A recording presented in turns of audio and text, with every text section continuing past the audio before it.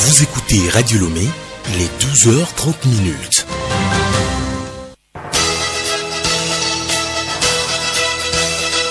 Le journal Yasmine Adoko. Madame, Monsieur, bonjour. Les titres de cette édition. Les députés veulent clarifier certaines compétences des différentes collectivités territoriales. Ils sont en séance plénière depuis ce matin à Lomé. Des musulmans togolais en route pour le pèlerinage à la Mecque. Ils vont rejoindre des milliers d'autres déjà sur place pour le Hajj 2022. Dans ce journal, nous parlerons des différents rites pour cet acte d'adoration envers Dieu. La République démocratique du Congo, plus de 61 ans après sa mort, la dépouille de Patrice Lumumba, du moins ce qui en reste, est inhumée ce jeudi, jour de l'anniversaire de l'indépendance du pays. Et puis sport football, les journalistes sportifs vont célébrer leur semaine sportive à partir du 2 juillet prochain. L'annonce a été faite à Lomé par leur association.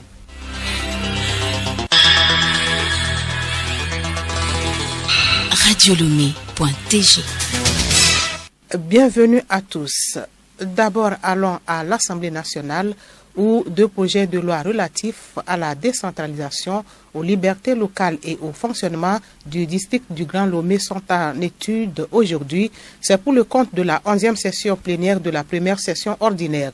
Le vote de ces lois sur la décentralisation permettra de clarifier et de mieux exécuter certaines compétences des différentes collectivités territoriales et le district autonome du Grand Lomé. Cette séance marque également la clôture de la première session ordinaire de l'année. Nous y reviendrons dans nos prochaines éditions. Les pèlerins togolais pour le Hajj 2022 ont commencé par rallier la Mecque.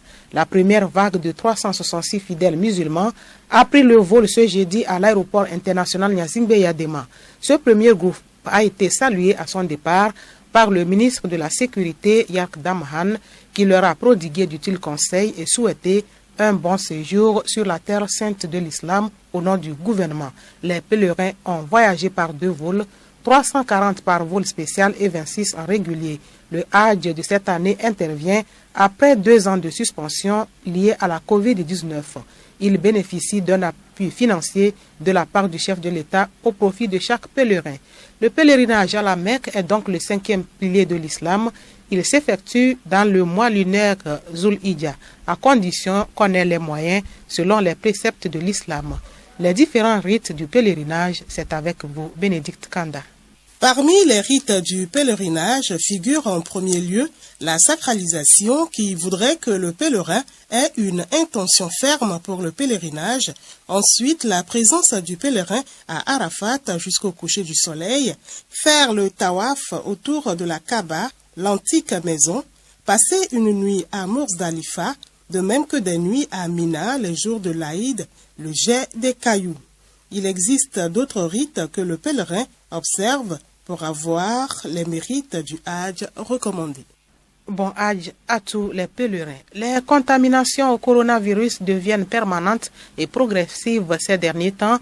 La cause, c'est l'émergence du virus dans les pays européens. La Coordination nationale de la gestion de la riposte à la Covid-19 appelle à la vigilance à l'approche des périodes de vacances et de reprise des fêtes traditionnelles. Médecin colonel Djibril Mohamed. Au mois d'avril, on était en dessous de 10 cas par semaine. Et depuis le début du mois de mai, nous avons noté 47 cas. Et la semaine qui a suivi, ce sont 8 cas. La semaine dernière, nous sommes à 61 cas. Et cette semaine, nous sommes à 111 cas. Ce qui veut dire que les cas augmentent de façon progressive, mais permanente. Il y a eu 2 ou 3 hospitalisations par semaine.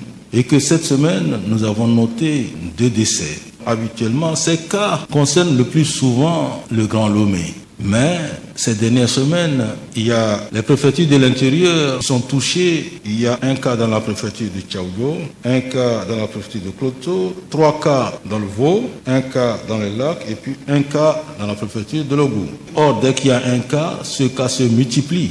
L'apparition de 2 décès, l'apparition aussi des cas dans les préfectures nous interpelle pour que ces cas ne se multiplient pas. Cette mise en garde est malheureusement basé sur des faits réels. Il y a la montée en flèche des contaminations dans les pays européens et maintenant chez nous est due à un sous-variant d'Omicron, le BA2. Or, ce sous-variant d'Omicron, le BA2, il est très contagieux. Donc aujourd'hui, je viens donc sonner l'alerte sur la nécessité de rester vigilant. La vaccination doit se poursuivre pour éviter que la pandémie ne se propage davantage. C'est le message du coordonnateur qui a également fait le bilan de la vaccination toujours en cours au Togo. La vaccination ne progresse pas correctement parce que depuis un mois, nous avons pu vacciner que 28 557 doses. Donc c'est très très faible. Notre campagne de vaccination n'a pas atteint un taux pouvant nous permettre d'avoir les mêmes attitudes comme en Europe. De nombreux pays européens ont levé, c'est vrai, les restrictions liées à la Covid grâce à la campagne de vaccination très massive. Ainsi, le virus continue par circuler, mais cause moins de dégâts. C'est pour cela que je vous exhorte sur la nécessité de recevoir les doses de vaccins ou les rappels, surtout en cette période des fêtes traditionnelles, notamment les Evala qui vont commencer bientôt, mais aussi EPEP. Le secteur du travail artisanal, à savoir la menuiserie, la couture et d'autres, connaissent un nouvel élan, un changement avec l'examen du CAP instauré par le gouvernement. Mais certains patrons se réservent à faire passer leurs apprentis à cet examen pour comprendre leur motivation. Radio Lomé a tendu son micro à un patron menuisier pour en savoir plus.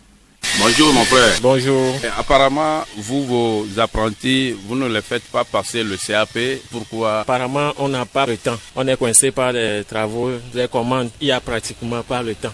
Même pour se reposer, même moi qui suis le patron, j'ai jamais eu de congé. Quelle appréciation faites-vous en tant qu'expérimenté sur le terrain? Ça dépend de la personne qui fait les deux à la fois, théorie et puis la pratique. La personne qui est sur le terrain tous les jours, lui, il a la maîtrise plus que celui qui fait à chaque fois la théorie. Le journal Yasmine Adoko.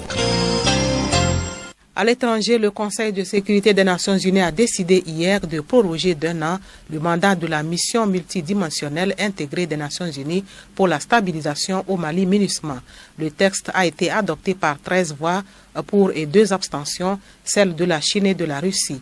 Les compétences de la mission en matière d'enquête sur les allégations d'atteinte aux droits de l'homme ont divisé les membres du Conseil et le Mali a fermement rejeté les dispositions concernant la libre circulation des membres de la MINUSMA dans ce domaine. La dépouille de Patrice Lumumba, inhumée ce jeudi, jour de l'anniversaire de l'indépendance de la RDC, son inhumation met fin aux 10 jours de commémoration qui ont débuté à Bruxelles par la remise par la Belgique d'une dent attribuée à l'ancien Premier ministre congolais Geneviève Pognon. C'est la dernière ligne de ces commémorations avec la dernière cérémonie prévue en plein cœur de Kinshasa. C'est à l'échangeur de Limete que se trouve le lieu du repos éternel de Patrice Lumumba. À côté d'un grand monument à sa gloire, il y a désormais un mausolée dans lequel va être installé le cercueil. L'inhumation en elle-même aura lieu en petit comité avec surtout la famille de Patrice Lumumba, 3 de ses enfants, François Roland et Juliana, et une partie de ses petits-enfants. Hier, la dépouille a été emmenée au Palais de la Nation pour une cérémonie avec une portée symbolique.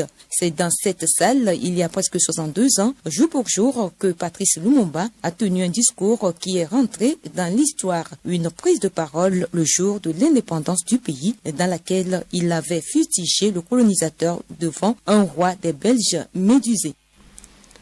Avant le magazine agricole, sachez qu'en fin de journal, nous aurons l'invité de la rédaction sur la contraception. Magazine agricole donc qui développe aujourd'hui le processus de compostage. Il s'agit d'un engrais organique obtenu à partir des végétaux.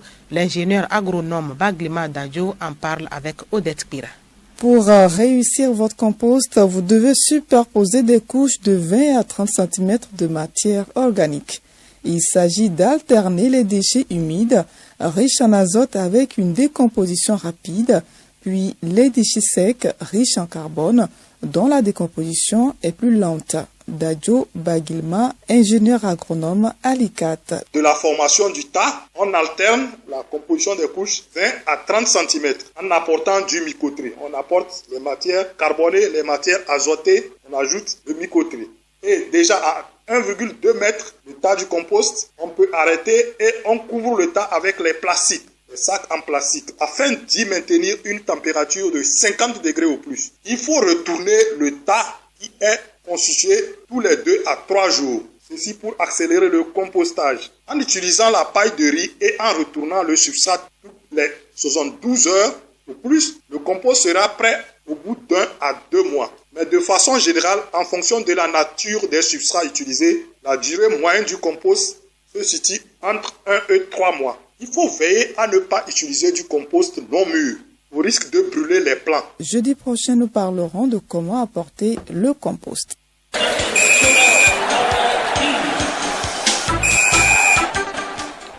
Les éperviers d'âmes à Marrakech au Maroc continuent de peaufiner les réglages avant leur premier match de la phase du groupe de la CAN. Un match amical international disputé hier mercredi, les dames de Kaïtometi ont fait jeu égal, 1 but partout face au Botswana. Milek Agbokou. Je parlais donc des éperviers dames qui sont à Marrakech au Maroc, où elles continuent de peaufiner les réglages avant leur premier match de la phase de groupe de la CAN dames. En match amical international disputé hier mercredi, les dames de Kaïtometi ont fait jeu égal, 1 but partout face à l'équipe du Botswana. Nous retrouvons Milek Agbokou. Les éperviers dames ont failli gagner le Botswana hier à Marrakech en un match amical, mais au finish, le Botswana est revenu au score 1 but partout. Ce dernier match teste en terre marocaine met en confiance les poulains de Kaïtometi avant l'entame de la compétition dimanche prochain contre la Tunisie. Le Togo est dans la même poule que le Cameroun, la Tunisie et la Zambie. La Zambie, futur adversaire du Togo, a livré aussi son dernier match de préparation contre l'Ouganda. L'Ouganda ne lui a pas fait cadeau, 5-0 à l'arrivée. Le Cameroun a tout récemment conclu son stage avec un amical contre les tricolores. Au finish, la France bat les Camerounaises 4-0. Les éperviers version locale se sont frottés mercredi contre ASOTR. Score final 4-0 en faveur des locaux. Et cette confrontation compte pour les préparatifs en vue des éliminatoires du championnat d'Afrique des Nations CHAN 2023. Dans le cadre de ce deuxième tour éliminatoire, le Togo sera opposé au Niger. Le Togo a été exempté du premier tour après le tirage au sort. Hors des pelouses, l'association des journalistes sportifs du Togo AJST lance la semaine du journalisme sportif. Elle se tiendra du 2 au 10 juillet prochain. L'annonce a été faite ce mercredi à Lomé. Au programme de cette célébration, plusieurs activités, notamment expositions, symposiums, photos, football et beach volley. Sylvestre Gounoubo, président de AJST, que je vous propose d'écouter. La semaine du journalisme sportif. Malheureusement, chez nous au Togo, ça n'a jamais été célébré. Cette année, l'association fêtière a demandé à ce que ça soit célébré. C'est pour nous un moment pour dire bravo et félicitations à nos frères et sœurs journalistes togolais qui se battent. On voit sous le soleil, sous la pluie, sur des routes, sur des pistes qui révèlent au grand jour les talents des athlètes, des sportifs, malheureusement, qui n'ont aucun retour, qui ne sont pas célébrés. C'est une journée dédiée aux journalistes sportifs à travers le monde. Invité de la rédaction à présent, suite et fin aujourd'hui des dossiers sur la contraception, nous recevons Madame Amenouve Zebio Afiavi Povi, sage-femme d'État surveillante de la maternité du CMS Adamavo. Au micro de Clarisse Tomete, Madame Amenouve décline l'importance de la contraception et ses effets. Madame Amenouve Zebio, la contraception est-elle une bonne chose? Oui, la contraception est une bonne chose. La contraception est le seul moyen pour prévenir une grossesse. Car nous savons que les grossesses non désirées nous amènent à faire beaucoup de choses. Beaucoup de choses, lesquelles, soit à faire un avortement ou bien à ne pas aimer l'enfant qui va venir et il y aura querelle dans la maison tous les jours. La contraception est-elle bonne pour les jeunes filles? Si, c'est la meilleure des choses pour la jeunesse. Une jeunesse qui ne peut pas s'abstenir doit adopter une méthode de contraception pour ne pas tomber enceinte et aller provoquer un avortement. Et vous-même, vous connaissez bien les inconvénients d'un avortement. Et si par hasard, cette dernière est une fille résultat négative, vous connaissez bien ce qui serait le résultat à la longue. Quels sont les effets? Nous savons bien que les méthodes hormonales ont des effets secondaires. Donc, nous pouvons dire à nos sœurs, à nos petites sœurs, à nos enfants que nos méthodes de planification ont des effets secondaires. Et surtout, en leur disant que ça protège contre la grossesse, mais ça ne protège pas contre le VIH-Sida. Si vous adoptez une méthode de planification, il faut la fidélité aussi. Il faut connaître vos statuts sérologiques. En conclusion, je peux dire que la contraception est une bonne chose pour éviter une grossesse et tomber enceinte quand on veut. Madame Amenouve Eusebio, merci. Merci beaucoup.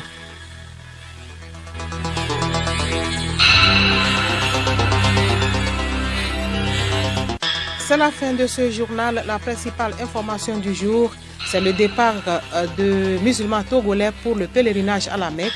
Ils vont rejoindre des milliers d'autres déjà sur place pour le Hajj 2022.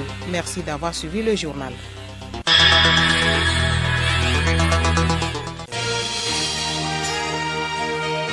Radio Lomé, boîte postale 434, email radiolomé@radiolomé.tg. radiolomé.tg